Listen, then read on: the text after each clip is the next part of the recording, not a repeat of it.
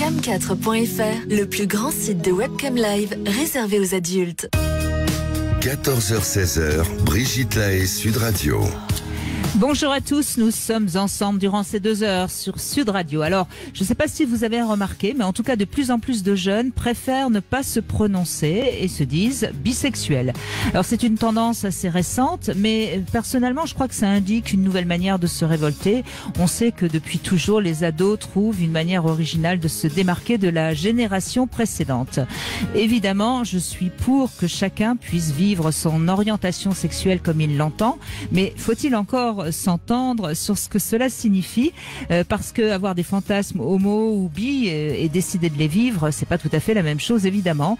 C'est toute la différence entre le fantasme et le réel. Et je vous propose donc, en compagnie de Philippe Arlin, qui a beaucoup travaillé sur les questions d'orientation sexuelle, que nous comprenions mieux comment on sait qui on est, si on a des envies de vivre des relations homosexuelles ou pas. Et puis bien sûr, toutes vos questions sont les bienvenues et je vous invite également à venir témoigner. Comment vous vous êtes trouvé, vous, sexuellement? Et pour ça, bien sûr, vous connaissez notre numéro. C'est le 0826 300 300. Bonjour Philippe Arlin. Bonjour Brigitte. Merci d'être avec nous. Vous êtes sexothérapeute. Vous avez écrit un livre qui était très dans le ton de l'émission d'aujourd'hui. Hein. C'était Sexuellement incorrect, je crois, le titre, hein, si je me trompe pas. Oui, c'est ça. Oui. Le sexe n'a pas de genre. Voilà, et vous expliquiez que oui, de trop vouloir être dans la norme hétérosexuelle, ça pouvait nuire à notre sexualité, à nos fantasmes. Voilà, alors c'est pas tout à fait le sujet de cette émission aujourd'hui, mais c'est quand même un peu lié, parce qu'en fait, ce que j'avais envie qu'on voit ensemble, Philippe, c'est déjà qu'est-ce que c'est que l'orientation sexuelle. C'est un vaste sujet, parce qu'on oublie toujours que c'est un sujet qui recouvre 2 directions. Il y a l'orientation sexuelle pure, mais il y a aussi l'orientation affective. Parce que être attiré par quelqu'un du même sexe que soi, ça sous-entend évidemment une sexualité avec cette personne, mais bien souvent, comprenons-le, quand on parle d'orientation sexuelle, on parle quand même du type de vie affective que l'on va développer, le type de couple qu'on va avoir envie de créer, et quelquefois, on peut avoir une sexualité orientée vers un genre et un affectif qui ne s'y accorde pas. Donc il faudra qu'on apprenne à nuancer les deux, mais l'orientation sexuelle, c'est la personne, en tout cas le sexe de la personne, vers qui tend nos désirs, nos excitations, etc. C'est-à-dire, si je suis attiré par le masculin, mon orientation sexuelle sera donc homosexuelle, ou si je suis attiré par le féminin, donc hétérosexuel. C'est vraiment le sexe du partenaire qui va m'attirer. Et en n'oubliant pas ce que je viens de dire juste avant, qu'on ne parle pas là de la dimension affective, mais de la dimension sexuelle. Oui, on peut par exemple, si on est un homme, aimer les femmes, prendre une femme comme épouse et fonder une famille, et puis la nuit aller se faire des hommes, parce que c'est notre orientation sexuelle pour les hommes. Voilà. C'est bien ça. Et c'est ça, et d'avoir de toute sa vie, on n'aura jamais eu de sentiment pour les hommes. Ils représenteront une pulsion sexuelle, une envie, une attirance sexuelle. On parlera là quand même d'homosexualité, parce que la pratique relève de l'homosexualité ou de la bisexualité, dans la mesure où cet homme, comme il est marié, il a très certainement, je lui souhaite, des rapports avec sa femme, donc on est sur une bisexualité. Mais on voit bien là que l'orientation sexuelle ne recouvre pas toutes les nuances du vécu. Alors, ça, je pense que c'est assez clair. Je pense que tout le monde a compris. En même temps, on ne sait pas, quand on arrive à la puberté, quand on a 17 ans, on ne sait pas réellement encore qui on est. On est guidé peut-être par les modèles parentaux, par la société, par tout ça. Comment vous expliquez? Alors là, c'est pareil. Les choses évoluent très vite aujourd'hui. Je pense que très jeune, on a l'impression de savoir. Ça, c'est très important, parce que je voudrais quand même que les jeunes qui nous écoutent sachent que oui, effectivement, ce qu'ils ressentent a sûrement une grande part de vrai. Par contre, l'orientation sexuelle se mesure à la réalité de l'expérience. C'est-à-dire qu'on ne peut pas se définir comme homosexuel tant qu'il n'y a pas eu de mise en pratique, de rencontre avec l'autre, pas plus qu'on peut se définir comme hétéro, même si c'est par définition la case qu'on coche pour nous. C'est effectivement quelque chose qu'on peut appréhender. Beaucoup témoignent d'avoir toujours su qu'ils avaient des orientations homosexuelles depuis très jeunes. La réalité est que même si ça a préexisté, c'est quand même l'expérience qui va aider à déterminer. Et donc à 17-18 ans, on est au début de sa sexualité et plein de choses peuvent encore s'écrire, même si le fond de ce que représente cette orientation est déterminé. Et quand tout d'un coup il y a au fameux démon de midi autour de la quarantaine un changement d'orientation sexuelle, ça veut dire quoi? Ça veut dire que la personne a évolué, ou ça veut dire qu'elle n'avait pas osé, ou elle n'avait pas su vers quelle orientation allaient ses désirs? Alors, j'irai pas jusqu'à dire évolution, parce que ça voudrait dire qu'il y a une position supérieure à l'autre. Il y a une évolution dans le sens qu'il y a un changement, effectivement. Je pense que si l'ouverture peut se faire, par exemple, à l'âge de la quarantaine vers un autre sexe ou une autre orientation que celle qu'on avait pris plus jeune, c'est parce que ce potentiel était déjà là, qu'il n'avait pas été exploité. On pouvait en être tout à fait conscient, mais avoir fait le choix de ne pas y répondre, ou tout simplement se l'avouer, se l'autoriser à cet âge-là. Oui, donc on voit bien que c'est pas linéaire en fait, hein, comme de toute façon la sexualité de tout le monde est changeante, personne n'est totalement linéaire. Après, on peut choisir de rester dans les rails, hein, ça c'est autre chose, mais a priori, voilà. Et est-ce que vous êtes d'accord avec ce que je disais dans l'introduction, c'est qu'actuellement on entend beaucoup de jeunes dire moi je suis bi, c'est un courant un peu de révolte, ou est-ce que vous pensez que c'est l'avenir de l'humanité? Alors, je suis plutôt entre les deux propositions que vous venez de faire. Je pense pas que ça soit une révolte. Ça l'est chez certains. Chez certains, je dirais même que c'est une parole politique, dans le sens politique de volonté de transformer la société. Donc voilà, ça c'est vrai. Mais je pense que les jeunes questionnent la sexualité bien plus tôt et bien différemment que nous, qui sommes d'une autre génération, et qu'il y a un vrai changement, et je dirais du coup qu'on est plus dans le sexuel que le sexuel orienté, c'est-à-dire qu'ils sont un peu open, et se laissent un peu au moins le droit de découvrir, ce qui ne veut pas dire que quelques années après, ils ne vont pas clairement s'affirmer dans un choix ou dans un autre, mais ils sont plus ouverts à l'idée que leur orientation puisse être large. Oui, mais en même temps, Philippe Arlin, c'est contradictoire puisqu'on sait que, ça c'est des enquêtes très sérieuses qui l'ont montré, et les jeunes font de moins en moins l'amour. Donc ils sont open à rien. Non, mais c'est pour ça quoi. Que je parle de paroles politiques, parce que c'est plus poser des mots que des actes.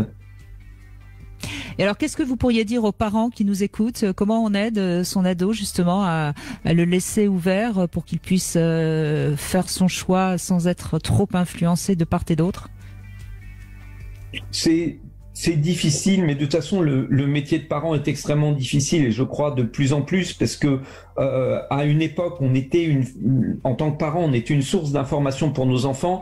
Aujourd'hui, les enfants sont bombardés d'informations qui viennent de partout, que ça soit à travers les téléphones, à travers l'école, à travers les copains. C'est beaucoup plus présent qu'avant, donc on est obligé un peu de gérer. Je crois qu'il faut essayer d'être à l'écoute.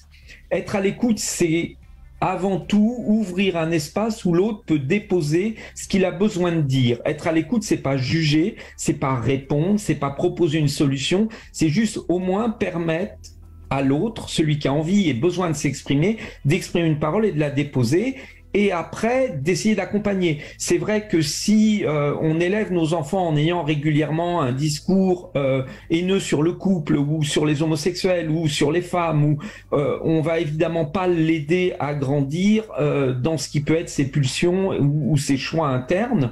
Donc il faut déjà essayer d'aller vers l'ouverture, mais c'est vrai pour élever un enfant par rapport à la notion de racisme et autres, c'est élever à la tolérance, à l'ouverture d'esprit. Et après, c'est ne pas être trop pressant, ne pas être trop curieux de savoir ce que nos enfants vivent.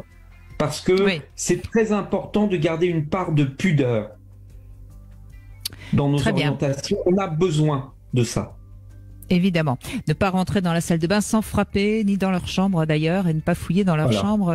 C'est peut-être évident pour beaucoup de parents, mais de temps en temps, c'est bien de le rappeler. Philippe Arlin est avec nous durant ces 2 heures. Venez nous raconter comment vous avez senti que vous étiez attiré peut-être par quelqu'un de votre sexe, ou comment vous avez définitivement su très jeune votre orientation sexuelle. 0826 300 300. C'est Cécile qui va commencer cette émission avec nous dans un instant. 14h-16h, Brigitte Lahaie, Sud Radio. Nous sommes aujourd'hui avec Philippe Arlin, sexothérapeute, et nous essayons de comprendre comment s'oriente, si je puis dire, notre orientation sexuelle. Alors, Cécile est avec nous. Bonjour Cécile. Bonjour Brigitte, bonjour Philippe. Bonjour Cécile. Voilà, écoutez, je suis ravie d'être là pour cette thématique qui moi est récurrente dans mon histoire. C'est-à-dire Pardon. En fait, à la période de l'adolescence, j'étais en couple pendant 4 ans avec un jeune homme, puisqu'on était tout jeunes à l'époque. Et je ressentais pour une fille de ma classe vraiment une attirance. C'était fort, c'était émotionnellement ça me chamboulait. J'avais envie de passer du temps avec elle. J'étais dans un état qui me perturbait. Voilà, qui me questionnait beaucoup et parce qu'en fait vous vous rendiez pas vraiment, enfin vous saviez pas mettre des mots sur ce que vous ressentiez, c'est ça? J'avais beaucoup de mal à mettre de mots et puis surtout j'avais très peur. J'avais très peur de ce que je ressentais parce que pour moi c'était incompatible avec l'histoire sentimentale que j'étais en train de vivre et du coup bon, il faut remettre ça il y a 30 ans. On parlait pas de bisexualité ou de découverte parce que là c'était plutôt de la découverte de sa propre sexualité. Et là moi je parle même pas de sexualité, je parle d'attirance physique, de bouleversement émotionnel, de chamboulement physique et d'état comme ça qui se modifiait rapidement à son contact et je faisais tout pour passer du temps avec elle, mais sans jamais rien lui montrer, sans jamais comme j'ai enfoui tout ça quoi, vraiment pendant jusqu'à mes 20 ans, 25 ans. Et là... Et il s'est rien passé avec elle, en final. Il ne s'est rien passé. Ça a vraiment été une phase de mois à mois avec beaucoup de questionnements, beaucoup de peur parce que moi je pouvais pas aller voir mes parents pour leur demander mais qu'est-ce qui m'arrive, est-ce que c'est normal. Les copines ou les copains avaient des blagues ou des choses comme ça sur les homosexuels qui me donnaient pas confiance pour aller me livrer quoi. Donc je me suis vraiment sentie seule et puis je me suis dit ça va passer. Ça va passer, voilà, ça va passer. Ce qui est terrible, excusez-moi, Cécile, je vous coupe, mais vous reprendrez la parole. Ce genre de choses, Philippe Arlin, ça arriverait peut-être moins aujourd'hui parce que justement, il y a une ouverture. Oui, je pense que la parole s'est largement ouverte et que c'est plus facile aujourd'hui, mais je pense qu'il y a quand même toujours un niveau de moquerie qui reste très difficile et un propre auto-jugement, c'est-à-dire que je pense que le premier homophobe est c'est souvent nous-mêmes quand on est homosexuel, on est notre premier ennemi à combattre parce que on a soi-même par rapport à sa propre orientation des questionnements et on n'est pas forcément le plus aidant à soi-même. Oui, on entend bien d'ailleurs dans votre témoignage, Cécile, cette sorte de blocage que vous faisiez à vous-même. Exactement. Alors ensuite, la vingtaine est arrivée et puis la rupture avec mon compagnon et puis une opportunité, enfin une opportunité. Oui, à l'époque je ne voyais pas ça comme ça. Maintenant avec le recul, je me dis ça. Voilà, une rencontre avec une superbe femme et puis on rigole, on passe une journée ensemble. Il se trouve qu'en plaisantant, de fil en aiguille, on se retrouve à prendre notre douche ensemble. Et là, toute cette attirance était toujours bien présente. Il n'y avait pas de doute. J'étais confrontée à nouveau à cet état d'attirance pour une femme. Et donc là, j'ai osé. En fait, Cécile, vous ressentiez donc du désir pour son corps, comme vous auriez pu en ressentir pour un corps d'homme. Exactement. D'accord. Exactement. C'est ça qu'il faut bien comprendre. Hein. C'est au fond. C'est un émoi, un émoi sexuel face à ce corps. Tout à fait. Donc là, j'ai osé me laisser aller, et puis voilà, on a partagé une nuit de caresses, de tendresse. Voilà, pas de sexualité. C'était pas encore à l'ordre du jour, on va dire. Et puis j'étais respectueuse de ce qu'elle m'offrait, et aussi très émue, très touchée de ce cadeau, parce que moi je l'ai vécu comme ça.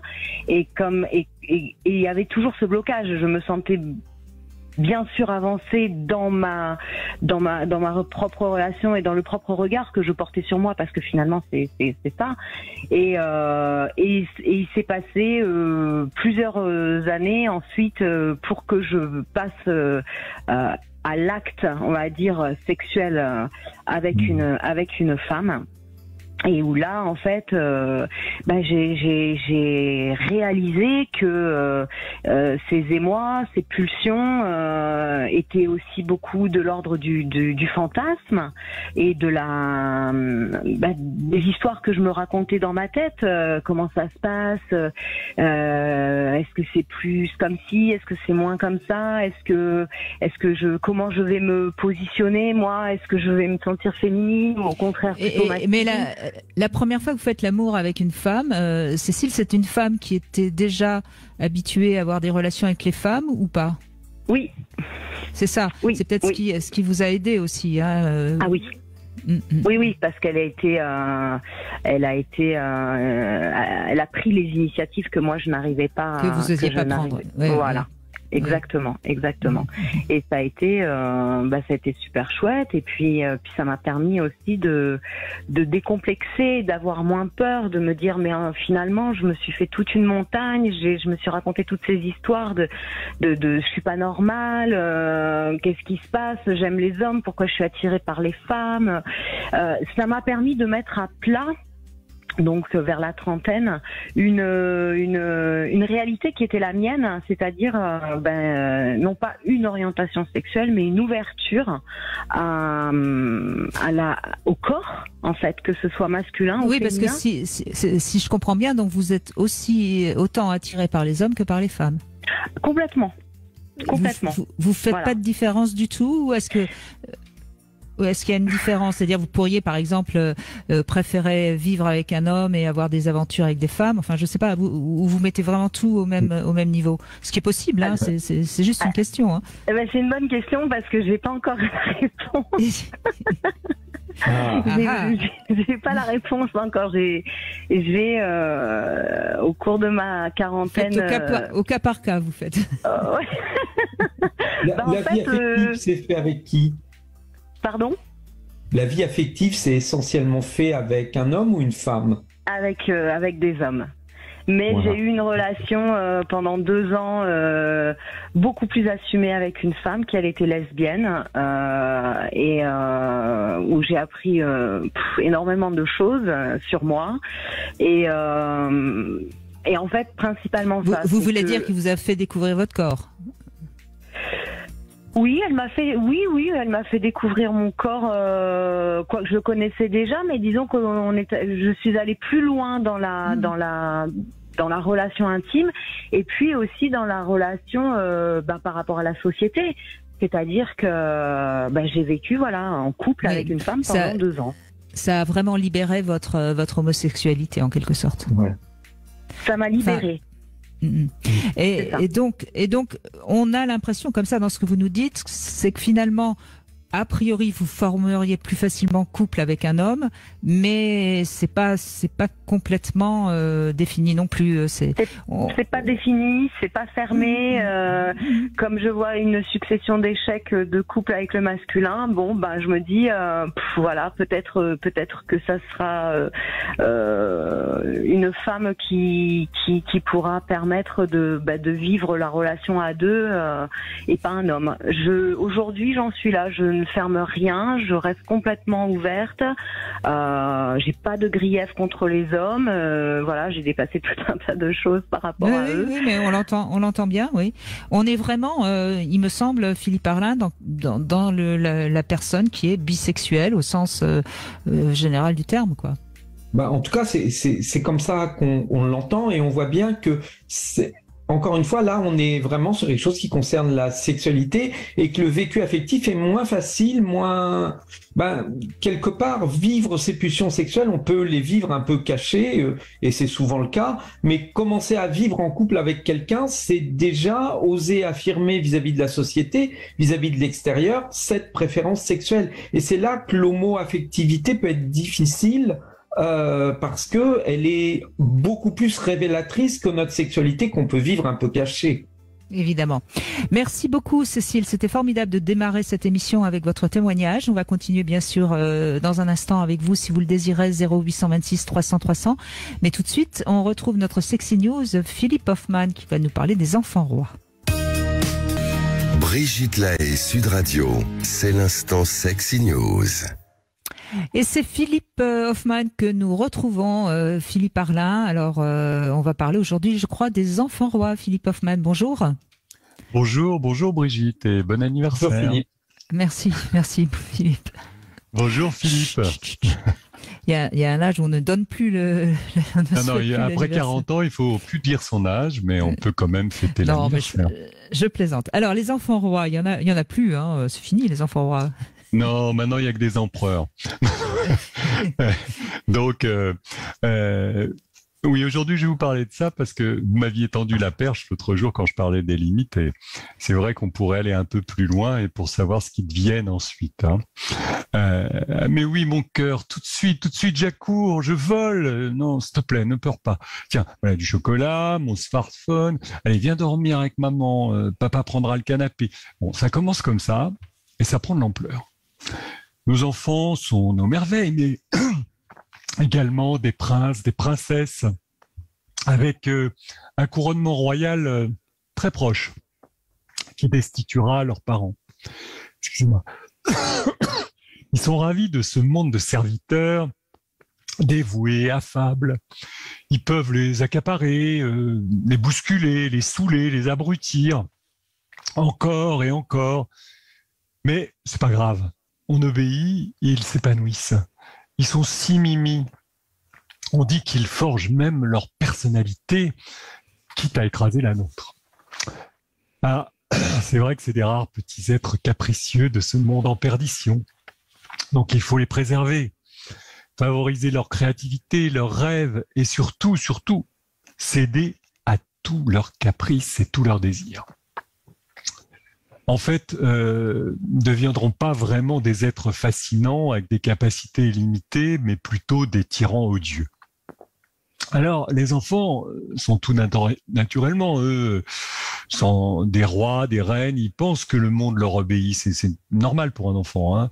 Ils peuvent exercer leur pouvoir sur les autres, magiquement, ça marche, tout le monde est à leur service, voire un esclave soumis. Ils y croient. Mais parfois... le rêve rejoint la réalité parce que les parents vont dans ce sens-là aussi. Et donc, dès que l'enfant réclame, c'est un ordre, donc on lui donne tout ce qu'il veut. On les surveille. Mais en même temps, Philippe Hoffmann, quand ils sont jeunes, les enfants, on a l'impression que c'est pour leur faire plaisir, qu'il n'y a pas de danger. J'imagine que les parents se rendent compte des dégâts quand l'enfant commence à avoir 7-8 ans, non ? Non, bien avant. Avant en fait, même, oui, bien avant, parce que à partir de 2-3 ans, les enfants, ils ont un moment où il faut qu'ils s'affirment. C'est une sorte d'affirmation de soi importante où ils commencent à dire non, vous savez. Et oui, donc, c'est les premières oppositions avec les parents. Et donc, les parents sont confrontés à ça, ils ont un peu de mal avec ce non et ils ont un peu de mal à les frustrer, à les empêcher d'être un petit peu tout puissants. Mais c'est un peu naturel pour un enfant. Il faut le laisser jouer avec ce non, sauf sur les principes qui sont essentiels et ou les choses qui le mettent en danger. Mais sinon, justement, il faut trouver un peu de souplesse avec les tout petits. Mais c'est vrai que si on est trop rigide, comme l'était l'éducation de nos parents, et parfois, ou alors si on est trop laxiste, eh bien, ça fait des ravages. Et là, je vous parle un petit peu des parents qui se laissent un peu avoir et qui sont tellement fiers d'avoir une progéniture merveilleuse qu'ils lui passent tout, quoi. Donc, et c'est quand même cette tendance-là, elle est forte depuis maintenant pratiquement 40 ans. Hein, oui, bien sûr, bien sûr. Donc, il y a des caricatures, vous savez, dans certaines émissions, Super Nanny ou autres, on voit des petits bouts de 4-5 ans piquer des crises, tout casser, frapper leurs parents dès qu'on leur donne un ordre. Mais le gosse, il est tellement caricatural qu'on reconnaît pas vraiment le sien, vous voyez. Donc, on continue. Et puis, c'est comme ça. Donc, le problème, c'est que aujourd'hui, depuis un moment déjà, l'enfant n'est plus perçu comme un petit adulte en devenir et miniature, mais un être en soi. Il est plus un objet, il est devenu un sujet. Mais du coup, comme on est dans des processus d'égalité à tout prix, il n'y a pas de raison que la relation adulte-enfant échappe à ce modèle. Donc, en fait, on pourrait dire que les enfants, ils sont passés du droit essentiel d'être une personne humaine, ce qui est normal, hein, au droit d'être tout de suite une grande personne. Et là, c'est plus compliqué. Alors, en fait, d'un point de vue inconscient, cette éducation comme ça, à la toute-puissance, ça ravive un désir profond des parents qui se retrouvent dans leurs enfants, comme tous les parents d'ailleurs, et ils aimeraient bien que leurs enfants ne soient pas frustrés comme eux-mêmes l'ont été petits. Et s'ils devaient être polis, bien se tenir, se taire, obéir aux professeurs, etc., être des bons élèves, eh bien les enfants seront l'inverse. Et puis ça leur plaira d'une certaine manière, même si ils sont contre ces principes-là, mais quand même inconsciemment, c'est pas si clair que ça. Donc parce que les interdits que l'on leur donnait, c'était comme si on ne les aimait pas, qu'on les muselait dans leurs possibilités. Ils pensent un peu inconsciemment que si on avait supporté leurs désirs, qui pourtant changent sans cesse quand on est petit, hein, eh bien, ils seraient devenus des adultes heureux. C'est une croyance puérile, mais elle est très répandue. Hein. Et donc, ces projections-là, ça fait de leurs enfants... des enfants rois. Mais le problème, c'est qu'évidemment, un enfant roi va se retrouver après confronté à la société. Et de toute façon, la frustration, elle est inhérente à la société. Donc, on exactement, leur rend pas mais même service. À l'école. Oui. Vous voyez, par exemple, oui, le déjà, fait bien sûr. de ne pas supporter les règles scolaires, ou de ne pas supporter les règles d'un sport, par exemple, eh bien, ça montre bien que à la maison, on dirige un peu tout, on est dans la. Mais alors, maîtrise, qu'est-ce que peuvent faire les parents quand ils se réalisent justement qu'ils ont fait des enfants rois? Alors, il est jamais trop tard, parce que bon, après, les enfants rois, ils peuvent devenir des adolescents tyrans, hein, parce que les ados, ils sont déjà dans la puissance. Alors, qu'est-ce que peuvent faire les parents? Alors, les parents doivent vraiment essayer d'arrêter les choses en disant à leurs enfants, bon bah voilà, jusque-là, je t'aime, bien sûr, il n'y a aucun problème pour ça. D'ailleurs, faut pas avoir peur de ne plus être aimé quelque temps par son enfant, parce que de toute façon, il vous aime profondément, même s'il ne vous aime pas dans la forme. Mais ça, c'est un principe. Mais il faut lui dire, bon, on t'aime, mais on a fait des erreurs. Bon, jusque-là, on a cru que c'était pour ton bien, que ça te ferait plaisir d'avoir toujours tout ce que tu veux, mais on s'est trompé. Voilà. Et on peut lui dire ça à n'importe quel âge, hein, et même quand ils sont adolescents, on peut leur dire ça, dire voilà, on s'est trompé, on croyait que si on te faisait toujours plaisir, tu serais de plus en plus heureux, et en fait, t'es malheureux. parce que t'as pas de limite, tu supportes pas, comme vous dites, les lois de la société, tu supportes pas qu'on t'interdise quoi que ce soit, et du coup, t'es triste. Et puis, si on devient, pour les adolescents, ça va au-delà de ça. Ils peuvent être déprimés, ils peuvent faire des conneries, prendre des toxiques, faire des fugues, etc. Oui, Donc, mais vous croyez que leur dire ça suffira? Non, et il suffit pas de leur dire. Il faut savoir, après, il faut dire quels sont les interdits essentiels auxquels on tient. Ouais. Il faut dire, voilà, bon, il y a des choses... Il faut ramener la loi, finalement. Oui, il faut ramener la loi, mais c'est pas si évident que ça. Faut pas croire. Surtout que des fois, il y a des mamans seules qui sont avec plusieurs enfants, un peu débordées, etc. Et il y en a pas mal. Et puis même quand il y a des papas, des fois les papas ils savent pas trop y faire non plus. J'ai déjà eu des témoignages de mères qui se faisaient bousculer par leur ado de 15-16 ans parce que l'ado avait décidé de sortir et que la mère ne voulait pas qu'il sorte. Mais comment peut faire une femme face à un ado de 15-16 ans? Donc on voit bien que le danger est réel. Vous pouvez réagir, Philippe Parlin, si vous voulez. Oui, non, mais moi je vous suis complètement sur tout ce qui est dit pour le moment. C'est-à-dire que je crois qu'on ne se rend pas compte à quel point on condamne nos enfants à être malheureux en croyant les aimer. Oui. Et que cet amour qu'on leur porte, je pense que l'amour c'est vouloir l'autre heureux, et que si on aimait mieux nos enfants, peut-être qu'on répondrait moins à leurs demandes sur le moment, mais on leur préparerait un meilleur avenir. Oui, exactement. Mais je crois qu'une chose, il faut vraiment pour les parents que ils se remettent quand ils constatent ça, parce que quand ils sont tout petits, on ferme les yeux et puis on pense que c'est les autres qui vont pas bien, on n'a pas à recevoir. L'enfant a un petit peu de caractère, Voilà, il a du caractère. Mais quand il devient ado, ça devient plus compliqué, comme vous dites, et ça peut. Qu'est-ce que vous dites, Philippe? Je dis que le problème, c'est que les parents en sont fiers de cet enfant qui a du caractère, qui est déjà un petit adulte. Donc, il y a aussi cette difficulté. Voilà, c'est ça. Alors, il faut toujours remettre, c'est un peu ce que font tous les psys, remettre à leur place générationnelle les enfants et les parents. Les enfants et même les adolescents, c'est des adultes en miniature, c'est des adultes en devenir. Et ça prend du temps. C'est la néoténie, comme disait Freud, ça prend des années, des années. Et quand on en fait des enfants rois, ça peut parfois prendre toute une vie pour qu'ils deviennent adultes. Donc c'est vraiment important de rappeler qu'il faut faire de l'éducation. Et de l'éducation, c'est aussi la frustration, malheureusement. Merci en tout cas, Philippe Hoffmann. Merci. Voilà. Merci bien. Allez, on continue avec Samuel. 3 questions intimes, Samuel, et vous pourrez en poser une à Philippe Parlin. Alors, première question, évidemment, Samuel, est-ce que ça vous est déjà arrivé d'avoir un fantasme homosexuel ou un désir Bonjour Brigitte et bonjour Philippe. Personnellement, non. Non. Ça m'est jamais arrivé. D'accord. Écoutez. Non, néanmoins, il est vrai qu'il y a certaines amitiés qui parfois sont très poussées. On a l'impression quand même qu'il y a quelque chose de l'ordre d'une attirance, pas sexuelle, mais affective. Affective. Oui.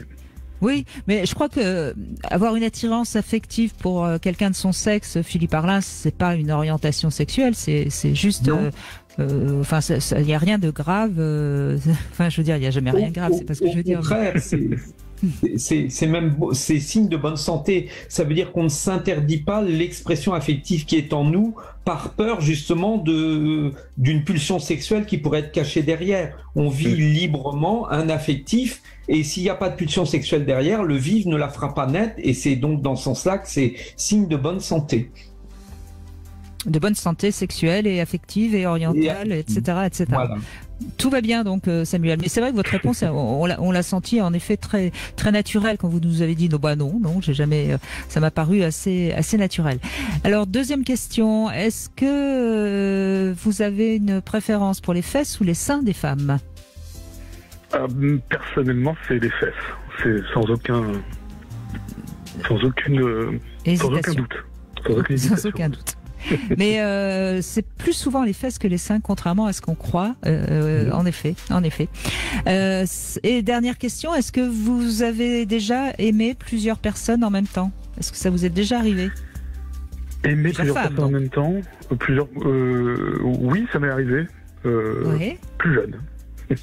Quand vous étiez plus jeune. Oui. Et vous l'avez bien géré? Oui. Il suffit d'être discret et organisé. Donc c'était pas du polyamour, c'était en cachette. Voilà. C'était en cachette. D'accord. Eh ben merci de ces réponses et vous pouvez poser une question à Philippe Arlin, il vous écoute. Alors, c'est une question qui est accompagnée d'un petit témoignage, si je peux me permettre. Bien sûr. Mon fils cadet, c'est un petit garçon de 8 ans qui est extrêmement sensible et plutôt sensible à l'extrême, disons, et qui ne correspond pas du tout aux repères manichéens qui ont été véhiculés par les religions ou les préjugés au travers du temps. Il aime pas les sports de raquettes, etc. Il aime pas les sports de ballon. Il aime la danse, il aime mettre des robes. Et sa mère et moi n'avons jamais contrarié cette envie. Et on lui parle pas de normalité. Il a juste dû se faire à l'idée qu'il pouvait pas aller à l'école en robe. On essaie de l'accompagner le plus discrètement possible et on se pose jamais la question de l'orientation sexuelle parce qu'on n'y met pas de gravité. Peu importe en fait, pourvu qu'il soit bien, c'est tout ce qui nous importe. Donc on voit au fond qu'il y a probablement une différence entre l'orientation sexuelle et le genre, et en tout cas un rapport entre les deux plus complexe qu'on imagine. Donc pas question, c'est est-ce que vous êtes optimiste avec l'expérience que vous avez à notre époque? Est-ce que vous êtes optimiste dans cette époque qui navigue encore, je trouve, entre une forme d'ouverture et en même temps un obscurantisme qui est encore très présent? Alors, oui, moi je suis quelqu'un d'optimiste et je le suis d'autant plus que j'ai la chance sur Poitiers d'avoir affaire à un public jeune et donc d'avoir affaire, Poitiers est une ville très étudiante, donc il y a beaucoup de jeunes et j'entends dans leurs témoignages plus qu'une ouverture, une maturité qui commence à apparaître, donc eux me rendent optimiste. Mais pour ce qui est des 30 et jusqu'à au-dessus et très au-dessus, il y a encore beaucoup de travail à faire. Donc la relève va être assurée. Il faut peut-être encore une trentaine d'années, quoi, finalement. Encore une génération, je pense. Oui, puisque vous parlez des jeunes. Donc, Mais c'est une chance pour votre fils. Oui. Écoutez, merci. Il arrivera un moment où les choses iront encore mieux. Oui, c'est ça.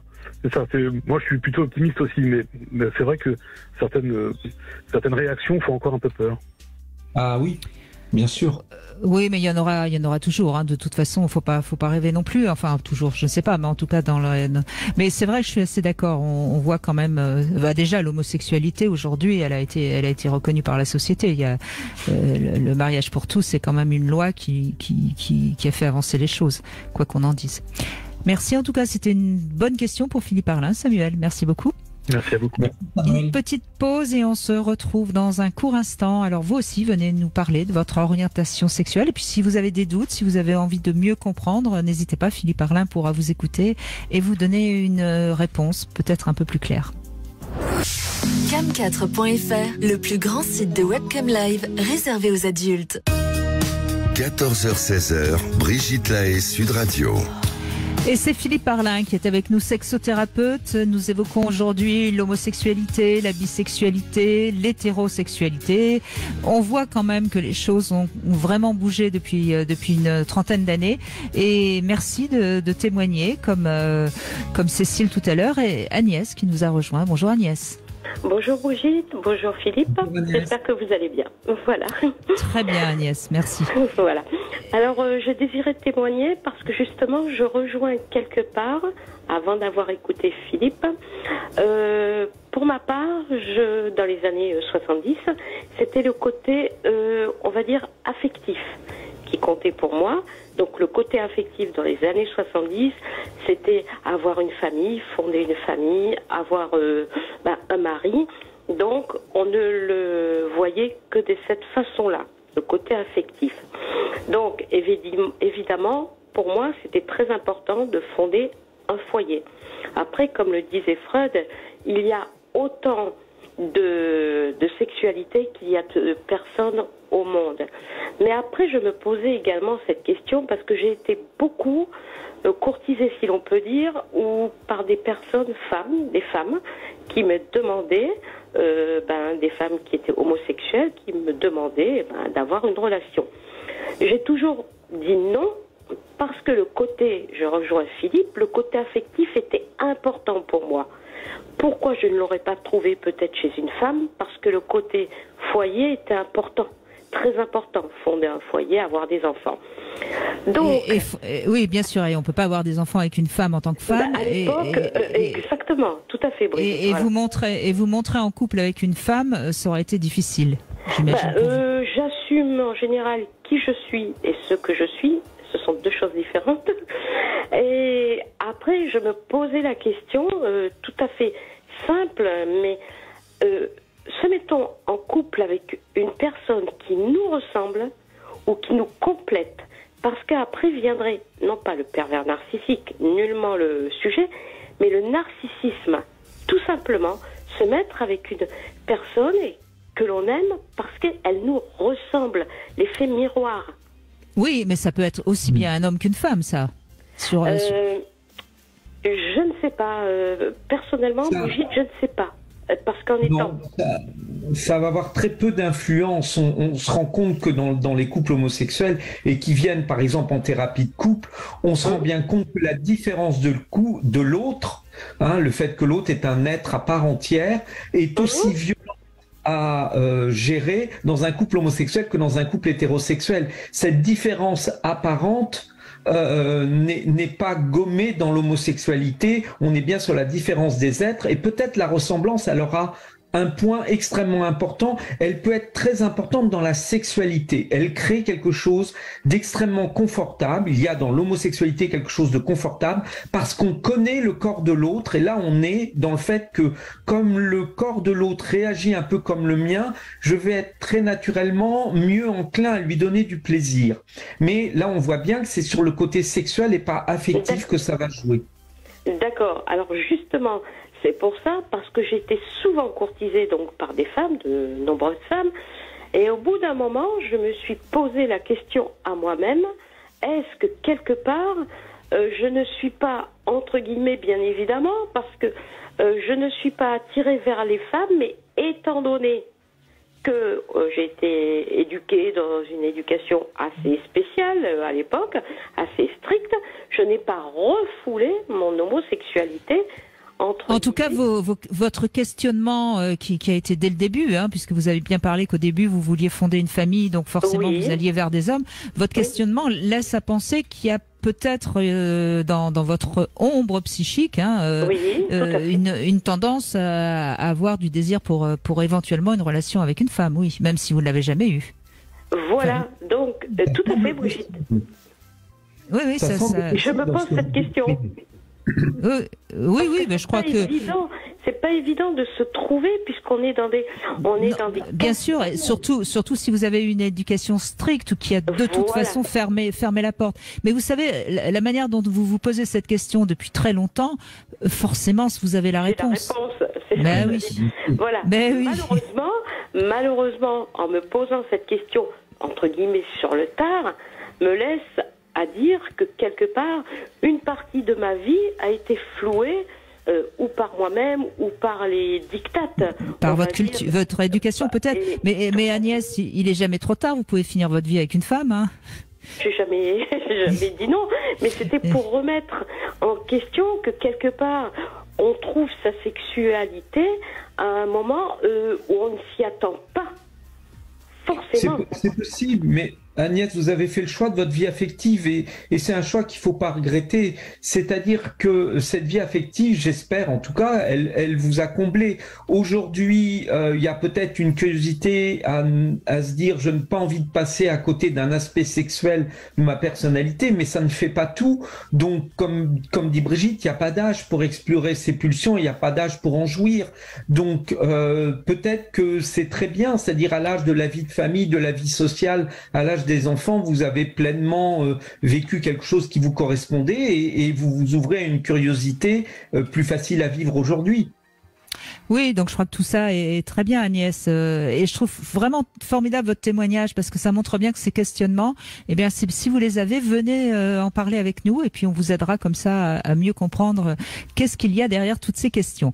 On se retrouve après les infos, évidemment, avec vos témoignages au 0826 300 300. Petite devinette, Philippe Arlin. Écoutez bien, pourquoi les hommes à partir de 60 ans ont tendance à transpirer entre deux rapports sexuels? Vous avez le temps des infos pour me trouver la réponse. Et bien sûr, on vous redonne la parole aussi à vous qui nous écoutez. N'hésitez pas à nous appeler. Sud Radio. Sud Radio. Parlons vrai. Parlons vrai. Sud Radio. Parlons vrai. Je m'appelle Caroline, je suis responsable d'aide à domicile à Saint-Savin. J'avais du mal à trouver des auxiliaires de vie. Du coup, j'ai contacté Pôle emploi. Ils m'ont trouvé des candidats qui sont venus en immersion chez nous. Ils n'avaient pas toutes les compétences, mais Pôle emploi a financé leur formation et on a pu vite assurer toutes les visites. Si, comme Caroline, vous recherchez des candidats dans votre secteur, faites appel à Pôle emploi. Sélection de candidats, immersion, financement de formation, nos conseillers vous aident à recruter. Contactez-nous sur pôle-emploi.fr ou au 39 95. Pôle emploi, on est là pour vous. À tout instant, écoutez Sud Radio en voiture, au travail, depuis votre smartphone.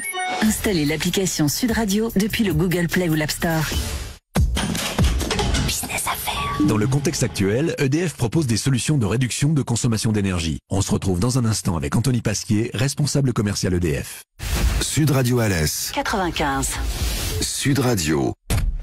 Chérie, si on prend l'Opel Corsa, c'est confort premium et design affirmé. Pareil pour la Corsa électrique. Plaisir de conduire. Pareil. Et c'est 149 € par mois. Encore pareil. On va jamais réussir à choisir. En octobre, pendant les portes ouvertes Opel, profitez des offres sans pareil, électrique ou essence. Opel Corsa ou Corsa Edition à partir de 149 € par mois. LLD 36 ou 48 mois pour Corsa ou Corsa Edition avec apport de 3800 ou 2000 € selon version. Réservé aux particuliers jusqu'au 31 octobre sous conditions. Et oui, donc tout ça est intéressant et je vous invite évidemment à réagir en nous appelant au 0826 300 300. Dans un instant, on va donner la parole à Serge qui nous a rejoint. Mais je voudrais la réponse à ma devinette. Pourquoi les hommes à partir de 60 ans transpirent entre deux rapports sexuels? Parce qu'ils ont abusé de la pilule bleue? Non, pas du tout, parce que entre les deux rapports sexuels, il s'est passé l'été et l'été il fait très chaud et donc on transpire. Oh, c'est pas gentil. Hein. Non, surtout que là, vous me visez directement, Brigitte. C'est pas c'est pas gentil. Hein, c'est pas gentil. Bon, j'aurais pu dire 80 au lieu de 60. Ouais, ça aurait été plus gentil. Ça aurait été plus gentil. Bonjour Serge. Bonjour.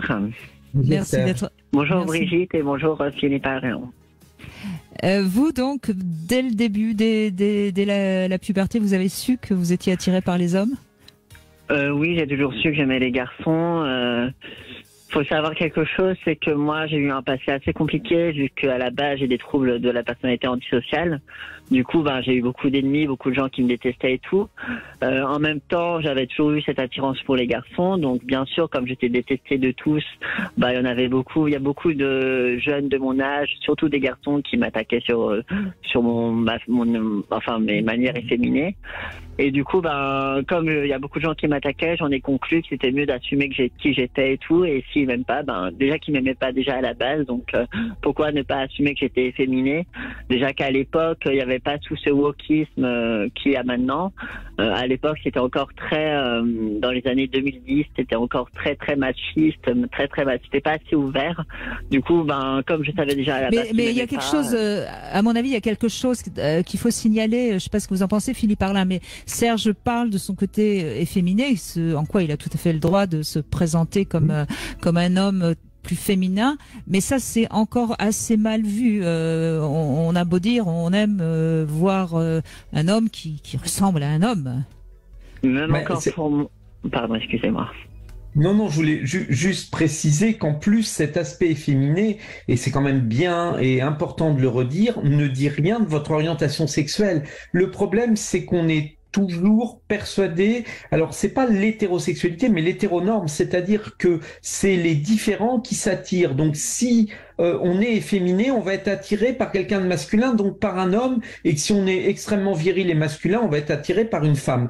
Encore une fois, c'est complètement faux. Ça se confirme quelquefois, mais c'est pas aussi simple que ça. Il y a des hommes très efféminés qui aiment les femmes et qui n'ont aucune pulsion homosexuelle, et des hommes extrêmement virils qui n'ont jamais eu le moindre désir pour les femmes. Ouais, je suis d'accord avec vous. Mais moi-même. Oui, allez-y, je vous en prie, Serge. Moi-même, quand je vois quelqu'un de très viril, un homme très viril, j'ai tendance un peu à, comment dire, c'est quoi le mot déjà, j'ai oublié. J'ai encore un peu tendance à complexer sur mes manières à moi. Quand je vois un homme assez viril, j'ai tendance à complexer sur mes propres manières. Je me dis, j'aurais aimé être comme lui. Même si je suis homosexuel, je me dis quand même, j'aurais aimé être comme lui. Bon, déjà, il m'excite un petit peu, bien sûr. Mais en même temps, je me dis, j'aurais aimé être comme lui tout en aimant les hommes, quoi. Mais quand vous parlez que vous êtes efféminé, c'est quoi? C'est votre façon de bouger, tout ça, ou c'est votre physique?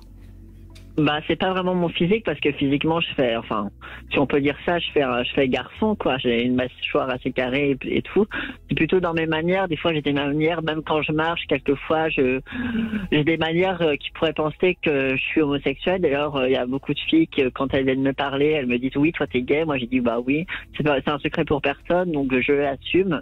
Et comme j'ai jamais eu d'amis et j'ai jamais eu de relation sociale avec personne et que j'ai toujours des gens qui me détestaient, c'était facile pour moi d'assumer mon homosexualité, vu que j'avais besoin de plaire à personne. Donc voilà. Mais aujourd'hui, vous avez des amis, ça y est, vous avez dépassé tout ça. Non, j'ai pas d'amis. J'ai toujours été très asociale, j'ai toujours été dans les embrouilles, dans les disputes. Des fois, c'est moi qui les provoquais, des fois, c'est les autres qui les provoquaient. Comme je suis asociale à la base, j'ai toujours été dans les embrouilles, dans les disputes, donc ça fait partie de moi. J'ai jamais été dans les relations amicales. Qu'est-ce que vous appelez être asocial?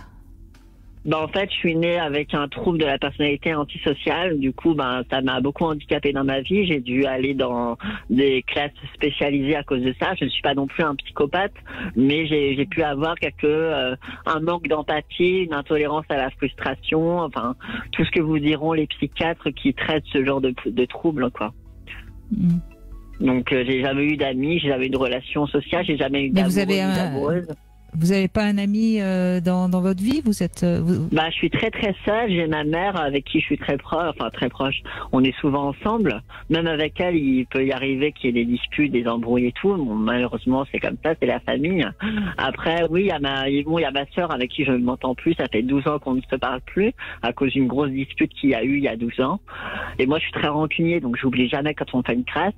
Et en plus de ça, non, j'ai pas d'amis, j'ai juste la famille et j'ai personne. Mon père est mort d'un cancer, donc oui, je suis très très seule. Et justement, j'étais tellement seule parce que je me suis dit, à cause de tout ce qui m'est arrivé, que je vais finir seule jusqu'à ma mort. C'était un choix, mais sauf que la solitude, c'est trop pesant. En plus, je me vois vieillir un petit peu. Bon, j'ai que 27 ans, mais je me vois quand même dépérir et vieillir. Et c'est assez compliqué de me dire que je vais finir seule toute ma vie sans avoir rien tenté. Du coup, à la fin de cet été-là, donc j'ai perdu ma virginité. C'est-à-dire que je suis allée sur un site qui s'appelle Grindr, une application pour les gays, parce que bien sûr, je ne me voyais pas faire ça avec une femme. Du coup, je suis allée sur cette application pour chercher des hommes, pour avoir des aventures, pour tester plein de trucs. Donc, j'ai testé des trucs. Ça m'a pas tant que ça, ça m'a rien, j'ai rien ressenti de fort. Je pensais que j'allais ressentir des choses fortes, finalement, non. J'ai un peu enchaîné les garçons. J'ai enchaîné beaucoup de garçons et il y en a un qui a dit qu'il y a eu un coup de foot pour moi. Donc il a vu ma photo, il a dit qu'on a fait l'amour, donc on s'est rencontrés, on a fait l'amour.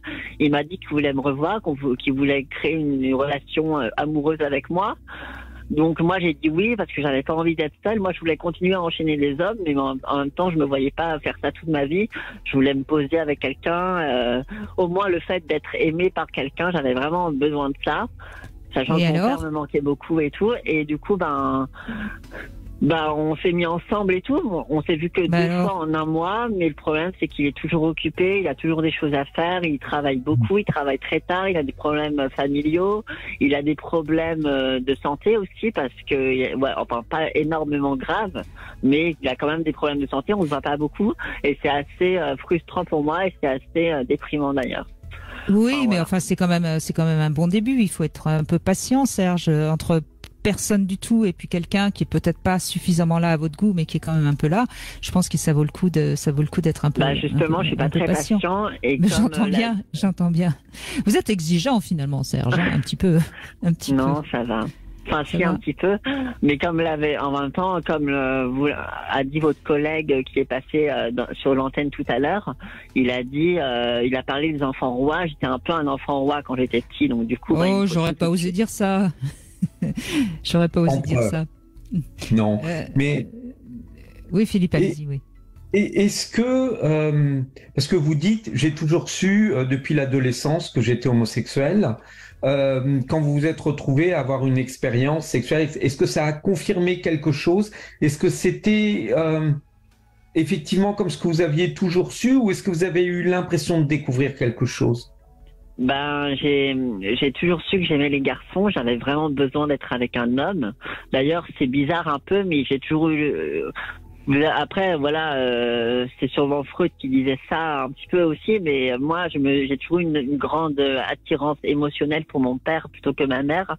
J'ai toujours été plus proche de mon père que de ma mère, et c'est peut-être à cause de ça que j'ai besoin sans arrêt d'être avec un homme, surtout un homme plus âgé. J'ai besoin d'être toujours avec des hommes, que les hommes me prennent dans leurs bras, me fassent des câlins. Après, le sexe génital, oui, mais quand même, je me permets juste une petite interprétation, hein, je ne suis pas Freud, mais quand même, il me semble que votre mère vous a peut-être un peu trop couvé, et que c'était un moyen aussi d'échapper à votre mère que d'être attiré par votre père.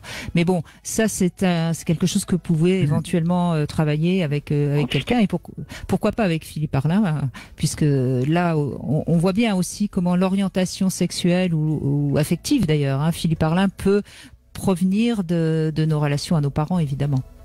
Oui, c'est-à-dire que là on n'est plus dans ce qu'on pourrait appeler l'orientation primaire fondamentale, mais une construction psychique qui va servir à notre équilibre, à notre instinct de survie. C'est-à-dire que l'être que nous sommes, depuis la naissance, ne cherche qu'une chose, c'est à vivre et à survivre, et il va, en fonction de ce qu'il comprend, de ce qu'il vit, et forcément quand il est jeune, il ne peut pas tout comprendre, il va se construire des vérités et faire des choix et s'orienter vers des choses qui lui semblent être les meilleures réponses aux manques ou aux difficultés qu'il a traversées.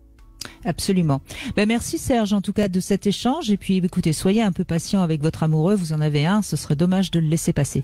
Allez, une petite pause, et c'est Marlène aussi qui va revenir témoigner, et on voit en fait que c'est un sujet qu'on a rarement abordé, Philippe Arlin, mais qui est important, et je suis ravie d'en parler avec vous. À tout de suite. Ceci est un message du gouvernement. 14h-16h, Brigitte Lahaie, Sud Radio.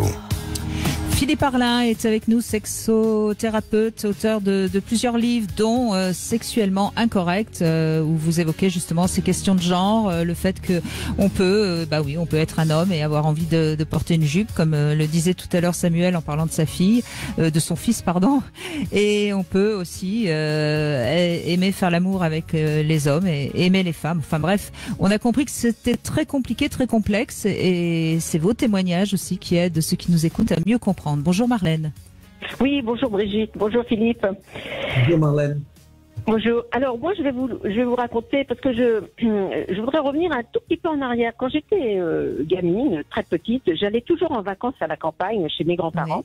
Oui. Et mes premières, 7 ans, 8 ans, 9 ans, 10 ans, 11 ans, mes premiers émois pour apprendre à embrasser, à se toucher, se caresser, tout ça, c'était qu'avec des petites filles.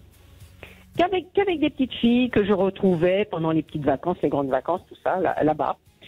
Et chemin faisant, bon, après, à 15 ans, j'ai eu mon premier garçon, sexuellement et tout ça, mon premier petit copain. Et puis, fil en aiguille, je vous fais court, je me suis mariée, j'ai eu des enfants. Et on fréquentait un couple d'amis, on allait en vacances ensemble, on avait des enfants ensemble à l'école, c'est comme ça qu'on s'est connus. Et on avait cette promiscuité tous les 4 et tout, enfin on se connaissait bien depuis des années. Et un jour, je suis partie ma maman était malade, et cet ami m'a accompagnée. Oui. On a fait des kilomètres ensemble, et on a dormi dans le même lit. Cette fois-ci, et je sais pas, enfin il y a eu c'était je sais pas, il y a eu un rapprochement physique, il y a eu plus, enfin c'était fort, et c'était délicieux. Ça a duré plusieurs années. Nos maris respectifs ne le savaient pas, l'ont su que bien plus tard. Et bon, au bout de quelques années, moi j'ai divorcé de toute façon, et je suis partie de la région où elle habitait. Mais on est resté amis. C'est ça qui c'est parce que vous partez c'est parce que vous quittez la région que votre relation intime cesse, c'est ça? Oui. Ça s'est terminé. Mais si vous voulez, avec cette amie, j'ai tout est remonté, vous voyez, tout est. Enfin, je sais pas comment vous dire. Je me suis dit que aussi bien physiquement que affectivement, j'avais une ouverture sur mes congénères femmes. Enfin, et que j'aimais la compagnie des femmes sexuelles et affectives, et enfin voilà. Oui, mais justement, c'était une amie, donc il y avait une affection amicale. Oui, est-ce que une fois que vous faites l'amour avec elle, vous avez des sentiments qui sont venus? Ah oui. Ou pas? Oui. Ah oui. Donc oui. D'accord. Ah oui. Ah oui, c'était très amoureuse. Ah oui, c'était très et elle aussi, hein. J'ai gardé des lettres, oui. Oui. Mais et puis c'est alors est-ce que c'est la promiscuité? Vous savez, on dit souvent on vit avec des gens à côté au bureau, j'en sais rien moi après, et qui fait que ça non, je pense que vous aviez une tendance. Philippe Arlin, qu'est-ce que vous pouvez répondre à Marlène, puisqu'elle se pose la question? Je pense que c'est pas du tout la promiscuité. La promiscuité, on l'a avec plein de gens sans que ça génère de désir et de sexualité qui puisse s'en suivre. Non, ce qui est très intéressant, c'est que ça a toujours été là, mais ça n'a jamais. Je trouve que c'est une grande chance. Ça n'a jamais été dérangeant, puisque ça a été là, vous l'avez mis de côté, vous avez vécu vos histoires avec les hommes. Par contre, quand ça s'est représenté dans votre vie, vous étiez disponible pour y répondre. Donc, il y a une grande liberté au milieu de tout ça. Oui, parce que est-ce que vous pensez, je vais vous poser une question du coup, est-ce que vous pensez que mes premiers émois avec que des petites filles à la campagne, vous allez dire qu'à la campagne, elles sont délurées les petites filles, mais bon, moi, j'étais une petite fille de la banlieue parisienne. Alors moi, à la campagne et tout, c'était les vacances. Et je les retrouvais avec. Mais j'étais impatiente. Enfin voilà. Mais est-ce que ça a construit quelque chose chez moi? Ça a ouvert quelque chose chez moi d'avoir petite. Pas forcément. Les premiers émois avec que des filles. Voilà. Non, vous savez, par exemple, chez les garçons, il est quand même très classique de parler de ce qu'on appelle les jeux de touche pipi, d'avoir donc des premiers jeux sexuels entre garçons, on se tripote un peu, ça permet, ça ne termine en rien une homosexualité à venir, et donc je pense que dans votre cas, alors après dans votre cas, il est clair que le désir pour les femmes existait, puisque vous allez le vivre pleinement après, donc il y a sûrement un peu des deux, mais ça n'est pas, je pense, la signature significative de ce qui vous est arrivé après. D'accord. Mais après, tomber amoureux de quelqu'un, ça peut être homme ou femme, indifféremment. Bah, visiblement, pour vous, en tout cas, oui. Ça a l'air d'être le cas. D'accord. Puisque vous avez été amoureuse de cette femme et amoureuse de votre mari, j'imagine. Non, vous voyez, Marlène, encore une fois, vous avez été petite fille initiée, si je puis dire, par des petites filles qui étaient peut-être un peu plus libres que vous. Mais si vraiment vous n'aviez aucune tendance, aucune attirance pour les femmes, vous auriez pas joué avec ces petites filles, vous voyez. D'accord. Donc ça a peut-être comment dirais-je, éclairé plus tôt que chez d'autres femmes, mais ça a éclairé quelque chose qui était quand même ouvert chez vous, vous voyez. D'accord. Et du coup, ayant été initiée très très petite fille, bon, le jour où vous faites l'amour avec, vous êtes dans le lit avec cette femme, ça a coulé de source, quoi. Oui. Et vous n'auriez pas eu ces expériences-là et une éducation peut-être plus stricte, vous n'auriez jamais osé peut-être faire l'amour avec cette femme. Vous voyez, c'est là où c'est toujours compliqué, parce qu'il y a à la fois le cognitif, c'est-à-dire ce qu'on a soi-même expérimenté, et puis l'éducation. Et alors ça ouvre ou ça bloque. Et chez vous, tout est ouvert, formidable. Oui. Mais bon, voilà. Merci à vous, vraiment. Là, je trouve qu'on a un exemple magnifique de bisexualité, puisque là, il y a dans les deux cas une ouverture aux deux sexes, y compris au niveau affectif. Mais il me semble, Philippe Arlin, on a déjà eu 2 femmes bisexuelles, il me semble que cette ouverture à la bisexualité est plus simple pour les femmes encore aujourd'hui que pour les hommes. Mais parce que notre société a toujours véhiculé une image plus positive de l'homosexualité féminine, puisqu'elle fait même partie des fantasmes qu'on peut retrouver dans les films porno hétéros. Donc les hommes ont un regard attendri sur l'homosexualité féminine, même si elle fait quand même l'objet aussi d'homophobie, Bien mais sûr. elle est effectivement plus acceptée.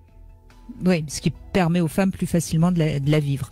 On fait une petite pause. On vous attend toujours au 0826 300 300. Merci déjà à tous ceux qui ont témoigné. Je trouve qu'on avance bien sur ce sujet qui est pas si facile que ça à comprendre pour tous. Mais là, je crois que c'est très clair grâce à vous, Philippe Arlin. Et le Love Conseil, on va parler de lâcher prise. .fr, le plus grand site de webcam live réservé aux adultes. Brigitte Lahaie, Sud Radio, le Love Conseil. Alors Philippe Arlin, on va parler du lâcher prise. On en parle beaucoup, mais je crois que c'est important de comprendre que le lâcher prise, ça permet d'être dans ses sensations et évidemment mieux ressentir. Ça permet de vivre une sexualité plus épanouie. Alors comment faire ? D'abord, c'est important de comprendre que le lâcher prise, ça s'apprend pas juste au moment où on est sous la couette avec son partenaire. C'est quelque chose qui s'apprend tout le temps. Et là, par exemple, vous êtes en train de m'écouter. Est-ce que vous êtes plutôt zen ou est-ce que vous êtes un peu stressé? Est-ce que vous êtes capable de rester juste tranquille à écouter, c'est-à-dire donc dans le sens de l'ouïe, ou est-ce que en même temps vous avez besoin de faire quelque chose? Et ça vous donne déjà de la température de votre capacité à être dans le lâcher prise. Alors un autre indice, est-ce que vous acceptez de perdre le contrôle? Parce que j'aime bien rappeler, Philippe Arlin, que si on veut comprendre le lâcher prise, il faut parfois comprendre que c'est l'opposé du contrôle. Vous êtes d'accord avec ça? Ah oui. La notion de contrôle est quelque chose de sécurisant, mais en sexualité, la sécurité n'est pas le meilleur chemin vers le plaisir. Il faut savoir justement se laisser aller et peut-être trouver la sécurité dans la confiance que l'on porte dans l'autre et non pas dans le contrôle que l'on opère sur le rapport. Exactement. Alors, autre piste aussi, pour bien lâcher prise, vous faire confiance. Alors, confiance à la vie, on pourrait dire en général, mais aussi confiance à soi-même, confiance à l'autre. Et on sait très bien que si on fait pas confiance, on reste dans le contrôle. Il faut aussi se laisser aller à une sorte de rêverie, laisser un petit peu son esprit vagabonder. Et si c'est pas le cas, apprenez un petit peu à, par exemple, si vous êtes actuellement en train de faire la queue pour avoir de l'essence, au lieu de vous énerver, laissez-vous aller un peu à la rêverie et vous serez plus à même à peut-être réussir à lâcher prise. Et puis, durant le rapport sexuel, avant le rapport sexuel, prenez le temps de vous détendre par un bain, un massage ou pourquoi pas tout simplement une capacité à être tous les deux juste à se détendre, à respirer tranquillement, plus lentement aussi. En respirant plus lentement, on avance aussi dans le lâcher prise et expirez, si je puis dire, tous vos soucis, votre stress et ensuite observez votre corps. Il y a des endroits de crispation et c'est ces endroits-là qu'il faut apprendre à détendre, notamment en y mettant toute sa conscience sur des endroits qui sont un peu tendus. Il y a des personnes qui ont toujours les épaules un peu tendues, d'autres c'est les bras, parfois c'est les jambes, des personnes qui ont toujours les jambes bien serrées les unes contre les autres. Bref, observez-vous et puis observez aussi peut-être autour de vous, observez les gens, vous allez découvrir les personnes qui sont plus largement dans un lâcher prise et celles qui ont tendance toujours à rester crispées. Voilà ce que j'avais envie de vous dire aujourd'hui sur le lâcher prise. Ça s'apprend comme tout de toute façon. Ça s'apprend et ça se construit. Paradoxalement, c'est quelque chose de l'ordre de la détente, mais c'est quelque chose qui se construit parce que c'est aussi un rapport à nous-mêmes, le lâcher prise. Donc, il faut savoir le développer. Et alors, qui se construit, c'est-à-dire comment on peut pas. Je trouve que c'est quelque chose qui ne vient pas spontanément. Il faut le mot construire est peut-être pas le mot le plus juste pour expliquer ce que j'ai envie de vous dire, mais c'est quelque chose qui s'acquiert, qu'il faut entraîner. Oui, mais en même temps, les enfants, les bébés, sont un peu comme ça dans le lâcher prise. Donc c'est quelque chose qu'il faut peut-être retrouver aussi. C'est un état à retrouver, sauf que là, on est dans un état où on décide d'aller dans le lâcher-prise. Oui. C'est l'objet d'une décision. Que l'enfant, c'est un état il subit dans le bon sens du terme, mais c'est un état qu'il ne décide pas. Mmh. Alors, je sais pas comment je vous appelle. Je vous appelle Sophie, je vous appelle Wilfried. Sophie, si vous voulez, allez, on y va pour Sophie. On part sur Sophie, d'accord. Oui, mais bonjour Brigitte, et puis très bon anniversaire, et puis merci Sophie. Longue vie à vous, à votre émission, et puis merci beaucoup pour toutes ces années de bonheur avec vous. Et d'échanges avec vous. Justement. Et à votre invité. Voilà. Alors vous avez une autre casquette, hein. Vous avez aussi Wilfried de temps en temps qui se manifeste. Alors racontez-nous. Alors moi au départ, j'étais attirée par les femmes. Hein. Mes premiers mois enfants, c'était avec ma voisine, voilà, classique, hein, tout ce qu'il y a de plus. Après mon père est tombé malade, le décès de mon père m'a ouvert sur ma bisexualité. J'étais à la recherche d'hommes plus âgés. Dans des lieux de drague, j'ai quand même été dans des endroits un peu glauques, on va dire, de l'époque. Mais au départ, quand vous êtes ado, vous avez une apparence féminine ou masculine? Ah, absolument pas. Non. Je suis étanche entre les deux. C'est une étanchéité totale entre Sophie et Wilfried. Si vous voulez, moi, en homme, je ne fais pas du tout gay. Voilà, non, mais je veux dire, quand vous étiez ado, si on vous regardait, on avait l'impression de voir une fille ou un garçon? Ah non, un garçon. Et puis avec des goûts très, très masculins, réparer des vélos, voilà, des choses très, très masculines, hein, bien étanches, on va dire. Et moi, je me sens hors catalogue, en fait, par rapport à tout ce que je pourrais entendre là, depuis je vous écoute, là. Je me sens, j'ai du mal à me situer. C'est assez compliqué d'ailleurs, c'est assez déroutant. J'ai fait un gros travail sur moi-même justement pour arriver à ça. Et j'ai surtout envie de dire, c'est une question de personne, c'est une question de sexe, ce qui me concerne, comme d'autres personnes l'ont signalé. C'est une question de feeling. Plus que vous voulez dire, vous êtes attiré par quelqu'un plus par le feeling que par son apparence physique. Non, c'est pas ça que je veux dire par rapport à son genre, à son sexe. Oui, bien sûr, mais son apparence physique, son genre, oui, si vous préférez. Oui, il faut que la personne me plaise, faut qu'on se plaise, faut que ça matche, bien sûr. Mais voilà, c'est plus une histoire de sensation, de feeling, que de sexe à proprement parler. Je suis aussi à l'aise avec un homme qu'avec une femme. Donc voilà, je me sens bien avec les deux. C'est très compliqué d'ailleurs. Et qu'est-ce qui est compliqué ? De se sentir aussi bien avec l'un que l'autre, parce que au final, qu'est-ce qu'on choisit, quoi, qu'est-ce qu'on fait, qu'est-ce que c'est assez aléatoire, quoi. Donc là, ça va un peu mieux, mais il y a eu des moments où c'était très compliqué, socialement. Pourtant, à vous entendre, on pourrait penser que c'est une vraie liberté, c'est-à-dire qu'il n'y a pas, il n'y a pas de limite, il y a une possibilité d'aller au bout de sa vie affective et de sa vie sexuelle, quelle que soit la rencontre. La limite, elle est posée par l'extérieur, par la société. Tout à fait. Maintenant, oui, j'approche la petite cinquantaine, hein. Donc, ça n'a pas toujours été, c'est un cheminement, quoi. Je veux dire, maintenant, oui. En plus, j'ai fréquenté le milieu libertin. Je suis très à l'aise dans le milieu libertin. J'en ai fait quelque chose de positif où je suis bien, où je me suis réalisée. C'est par période. Après, j'ai des moments de calme, je suis pas dans la surconsommation. Mais est-ce que Sophie, c'est par rapport à vous-même que c'est parfois compliqué, ou est-ce que c'est par rapport au regard qu'on porte sur vous? Par rapport aux sentiments que j'éprouve qui sont pas forcément réciproques. Parce que je peux tomber amoureuse d'un hétéro. D'accord. Vous pouvez être attirée par quelqu'un qui va pas répondre à vos avances. Et c'est ça qui vous met mal à l'aise et qui vous, en tout cas, qui vous déstabilise. Éventuellement. Ça marche pas. Ça, c'est pour tout le monde, hein. Oui, ça, c'est pour tout le monde, exactement. Mais ça vous perturbe visiblement quand quelqu'un vous attire et qu'il n'y a pas de répondant. Ça met en doute votre personnalité, hein. C'est ce que j'entends. Oui, mon chat, mon capital séduction, on va dire, peut-être. Voilà. Donc, il y a sans doute à l'origine un manque de confiance en vous. Qui est donc réveillé quand vous n'êtes pas accueilli dans vos sentiments. Oui, mais c'est les sentiments qui priment, on va dire d'abord.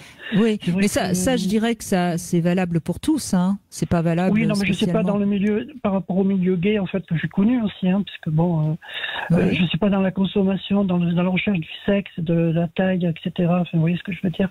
Je suis pas du tout dans cette quête-là. Je suis dans la quête de la rencontre, de l'aventure, de l'ouverture. Il me semble, à vous écouter, Sophie, que ce qui est compliqué pour vous, c'est que vous êtes finalement un grand ou une grande sentimentale, et que quelque part, vous voulez quand même vivre des choses sexuelles plus que ce que votre sentimentalité réclame. Il me semble. Je ne sais pas ce que vous en pensez. Période. Oui. Mais je vous écoute.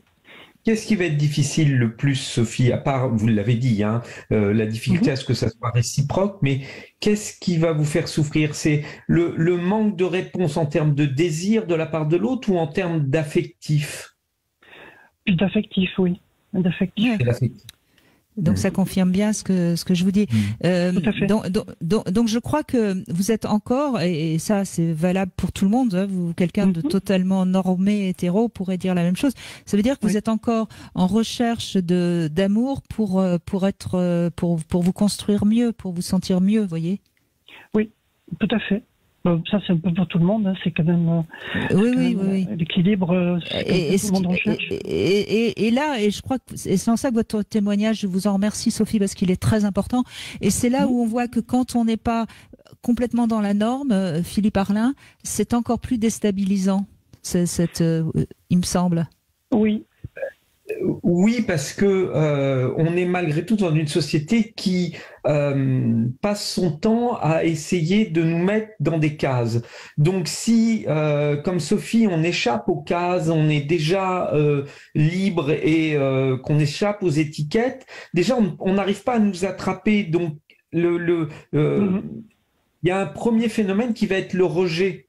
Parce qu'on a un peu tendance à rejeter tout ce qu'on ne comprend pas, tout ce qui est différent de nous.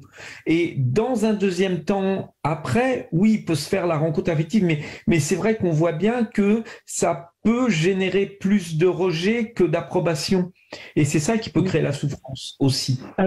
Oui, alors ce qui se passe en fait, c'est qu'au niveau de l'apparence, au niveau de en homme, je suis en homme, personne ne se doute de quoi que ce soit, et voilà quoi. Donc j'ai pas de, personne n'est au courant, on va dire. C'est quand même quelque chose de très secret qui n'apparaît pas dans ma vie de tous les jours. J'ai travaillé dans un milieu d'hommes, d'ailleurs.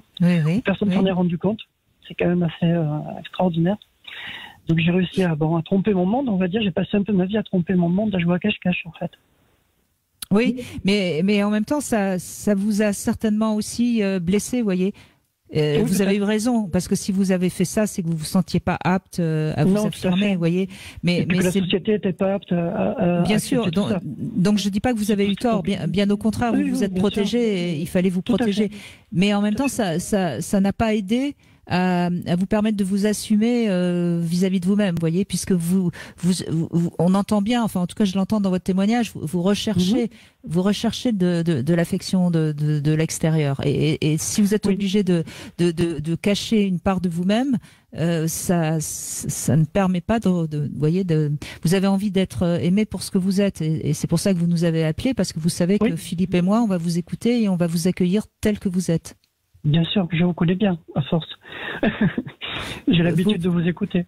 Et vous pouvez faire confiance à Philippe Arlin, il va aussi vous accueillir tel que vous êtes. Oui, c'est très gentil. Merci. N'est-ce pas, Philippe?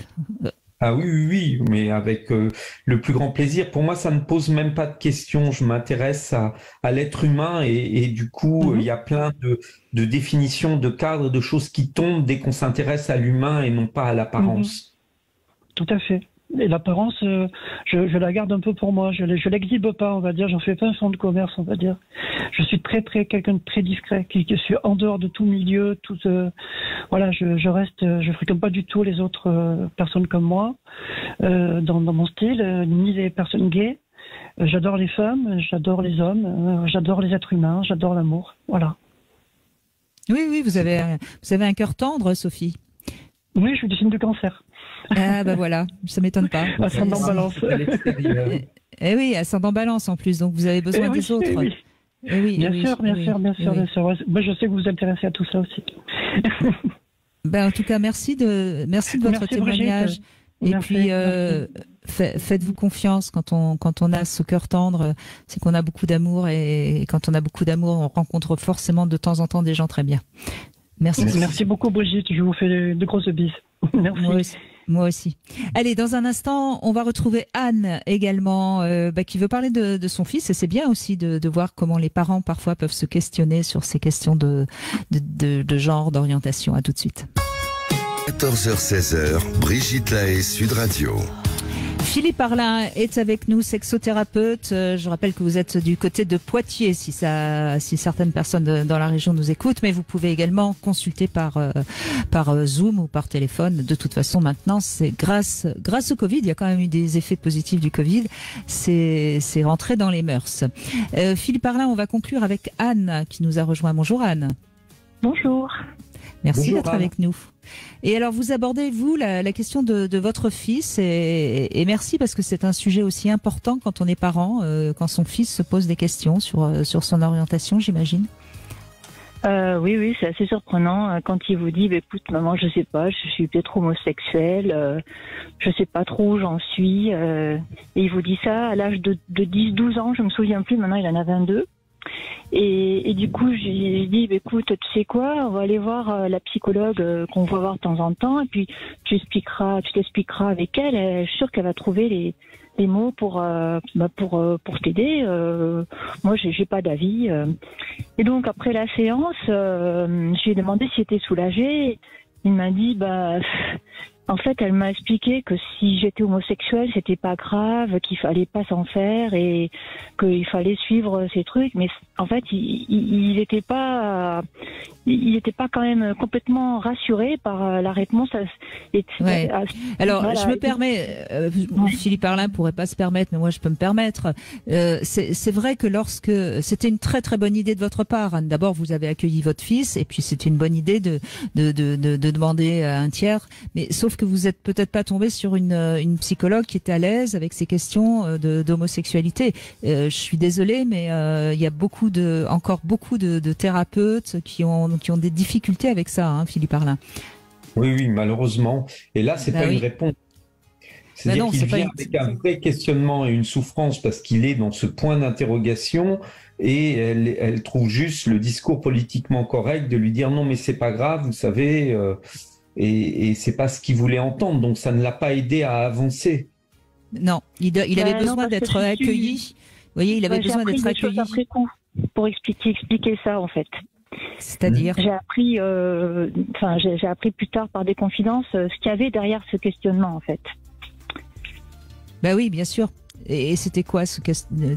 Alors, quand il avait 12 ans, c'était les échanges avec ses camarades, parce qu'on se cherche un peu, on ne sait pas si on est bi, je sais pas, il y a un âge comme ça, on se pose des questions. Et récemment, là, il m'a dit, mais en fait, mon père, c'est vrai, son père disait toujours, moi les PD, je les supporte pas, c'est de la racaille, enfin bref, des propos très très très durs sur les homophobes, oui. Voilà, très homophobes. Et en fait, il se posait la question de savoir si c'était pas en réaction sur ça, est-ce que c'était propos qui refaisaient donc il avait peur éventuellement, s'il avait eu des tendances homosexuelles, de déplaire à son père, c'est ça? Il y avait ça aussi, mais en fait après la séance de la psy, je lui ai dit des choses. Je lui ai dit, écoute, honnêtement, franchement, on va faire plus simple, comme je sentais qu'il n'était pas soulagé. Quand tu regardes une fille, est-ce que elle te plaît? Est-ce que t'es plus attiré par une jolie fille ou par un joli garçon? Il m'a dit, franchement, que les filles. Et voilà, t'as la réponse. Toi-même, tu l'as trouvée.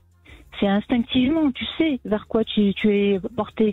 Et en fait, aujourd'hui, il a plus de problème d'orientation dans la tête parce que, c'est naturellement, il est attiré plus par les filles. Et quand il y a des garçons qui viennent vers lui, il leur dit, non, c'est arrivé une fois ou deux. Il dit, non, c'est pas mon truc. C'est pas mon truc, voilà. Mais c'est venu de lui. Je dis, non. Mais vous voyez, sans que vous m'ayez donné la suite de votre témoignage, j'avais bien repéré que la psychologue n'avait pas fait bien son travail. Hein. Ah ouais, oui. Elle n'a pas su dire cette chose simple que vous lui avez dite. Bravo, plutôt que de faire un espèce de truc compliqué où on est déjà en train de se dire comment mon père va le vivre, etc., etc., de ramener l'homosexualité à ce que ça représente. Parce qu'il y a vraiment des gens qui ont tellement peur d'être homosexuels, c'est aussi un cas de figure important, que ils interprètent, ils essayent de chercher dans les amitiés qu'ils ont eues ou quelque chose, peut-être que ça veut dire qu'ils seraient homosexuels. Non, vous avez raison et vous le dites de manière très simple et très juste. Quand tu regardes quelqu'un, est-ce que tu regardes un homme? Est-ce que tu regardes une femme? Quand tu regardes un homme, qu'est-ce que ça provoque? Quand tu regardes une femme, qu'est-ce que ça provoque? On a là déjà l'essence de la réponse. Après, ça ne veut pas dire que le vécu sera facile derrière, mais déjà on a une idée des pulsions qui nous habitent. Oui. Mais ce qui est intéressant, excusez-moi Anne, mais je rebondis, ce qui est formidable dans votre témoignage, c'est de voir à quel point ce que les parents vont véhiculer peut avoir comme influence. Hein, parce que là, votre fils, c'est vrai que c'est intéressant de voir qu'à 10-12 ans, il se questionnait par rapport à ce que disait l'homophobie de son père. Oui, il voulait pas déplaire à son père et en même temps, tous ses petits copains, ils se questionnaient tous. C'était a priori un âge de 10-12 ans où, oui, il y avait des choses un peu, qui ressortaient dans les conversations. Alors peut-être les réseaux sociaux aussi qui facilitent, je sais pas. Il a 22 ans hein, aujourd'hui, c'est ça hein? Aujourd'hui, il a 22 ans, oui. Oui, donc c'était il y a 10 ans, c'était donc en 2010. Oui, en 2010, 12, on se posait déjà, on parlait déjà d'homosexualité. Bah oui, il y avait eu en plus il y a eu après le mariage, non, c'est après le mariage pour tous, je sais même 2013, plus. 2013, le mariage pour tous. Oui, donc il y avait déjà cette discussion et ce courant dans la société avec justement toutes ces personnes qui étaient contre l'homosexualité de manière assez agressive. Violente. Oui, violente, oui. Et d'ailleurs, on peut imaginer les enfants qui ont assisté aux manifestations anti-mariage pour tous, ceux qui ont des tendances homosexuelles, ils ont dû sacrément souffrir. Bah oui, parce que des enfants qui sont retrouvés avec leurs parents dans ce type de manif, j'en ai eu un en patient et effectivement ça a été très compliqué parce qu'il savait déjà que ce qu'il avait envie de vivre ne serait pas accueilli ou en tout cas mal accueilli. Oui, c'est vrai que ça a dû être assez dévastateur pour certains enfants. Bon, mais c'est toujours la même chose et bravo Anne parce que on voit votre fils vient vous voir, vous êtes ouverte, vous l'écoutez, c'est votre fils et vous acceptez ce qu'il va être ou ce qu'il a envie d'être quoi. Bravo. Et bravo pour votre bon sens. Bah oui, parce que la psy n'a même pas eu ce sens-là. Comment ?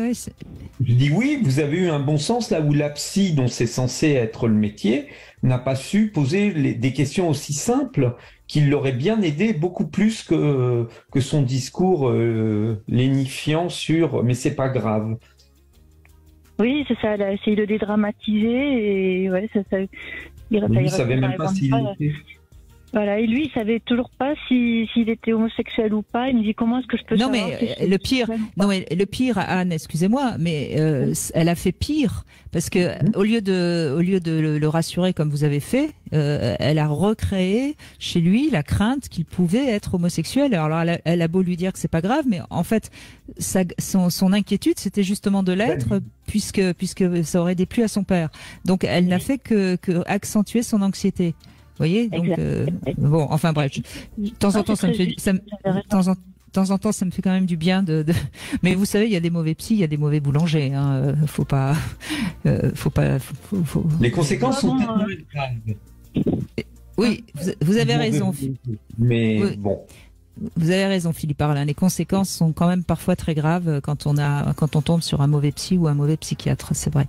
Bon, merci Anne pour ce témoignage. C'est bien de terminer par un témoignage comme ça par rapport aux enfants qui se posent des questions de plus en plus tôt. C'est de plus en plus difficile d'être parent. Mais oui, mais faut pas en avoir peur et je trouve que c'est un très beau témoignage qui montre que face à ça, il y a des réponses simples qu'on peut apporter à nos enfants et qui vont les soulager parce que quelquefois, oui, ils se posent des questions qui ne sont pas forcément des réalités peu importe les raisons pour lesquelles ça l'a traversé, lui ramener ces questions simples qui l'ont aidé à trouver une réponse, l'ont énormément délivré et soulagé. Exactement. Merci Philippe Arlin. Sexuellement incorrect, j'en ai parlé de ce livre. Il y a également Libérez votre désir dans la collection Psycholove qui est en poche. Si vous avez des problèmes de désir dans votre couple, n'hésitez pas, vous avez dans ce livre des conseils très simples. Merci beaucoup Philippe Arlin. Tout de suite, Brigitte. Vous retrouvez C'est votre avenir. Demain, on sera en compagnie de Michel Odoul. Et puis comme d'habitude, on va écouter votre corps. Il va venir parler sur Sud Radio, votre corps, et on lui permettra d'aller mieux. Réagissez et participez à l'émission au 0826 300 300. Brigitte Lahaie, Sud Radio. Quand Eric a entendu parler des plus que forfaits Orange, il a été... plus que surpris. Forcément, un téléphone à petit prix avec de super services, ça fait... plus que rêver. Mais comme c'était bien réel, Eric était... plus que content. Avec les plus que forfaits 150 Go 5G ou 220 Go 5G, profitez de super services et de téléphones à petit prix. Orange. Valable jusqu'au 16 novembre pour les nouveaux clients des plus que forfaits avec engagement 24 mois. Conditions en boutique et sur orange.fr. 5G uniquement en zone déployée avec terminal compatible. Couverture sur réseau.orange.fr. À tout instant, écoutez Sud Radio, en voiture, au travail, depuis votre smartphone. Installez l'application Sud Radio depuis le Google Play ou l'App Store.